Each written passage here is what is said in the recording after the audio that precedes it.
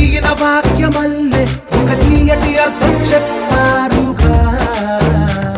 విడివిడిగా వెళ్ళు స్వరాలే కల కలిపిన రాగమల్లె